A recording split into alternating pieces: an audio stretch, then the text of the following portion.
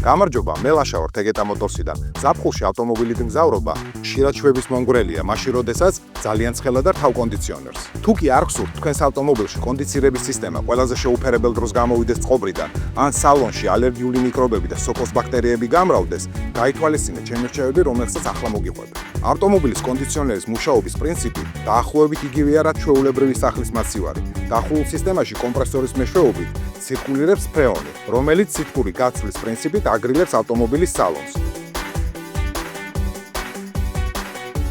სამთრის პერიოდში მინიმუმ თვეში ერთხელ რეკომენდებულია ცოტა ხნით მაინც ავტომობილში ჩავთოთ კონდიციონერი. ამით ხდება კომპრესორის ჩობალების შეფოხვა და თავიდან ავირიდებთ ფრეონის გაჟონვას. ვინაიდან წყლების უმეტესობა ამ წესს არ იცავს, ამიტომ აუცილებელია სეზონის დადგომამდე შემოწმდეს ფრეონის დონე და წნევა კონდიციონერის სისტემაში.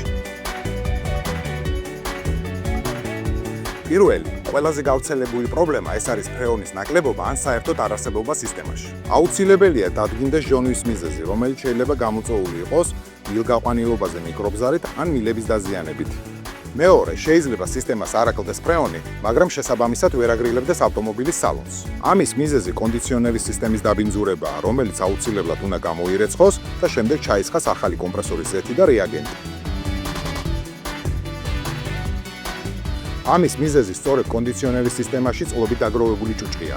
იმისთვის, რომ სალონში ჰაერის გაგრილებისას თავიდან ავიცილოთ არასასიამოვნო წვნა, აუცილებელია კონდიციონერის ჰაერის მილების ანტიბაქტერიული დამუშავება და ავტომობილის სალონის ფილტრის შეცვლა 6 თვეში ერთხელ. ასე რომ გაითვალისწინე, კონდიციონერი არ არის მხოლოდ გაგრილების საშუალება შენს ავტომობილში. ის არის ჰიგიენაზე და შენს ჯანმრთელობაზე ზრუნვის ერთ-ერთი ნაწილი. ეს იყო Expert by Tegeta. შევხვდებით მომავალ ვიდეოში.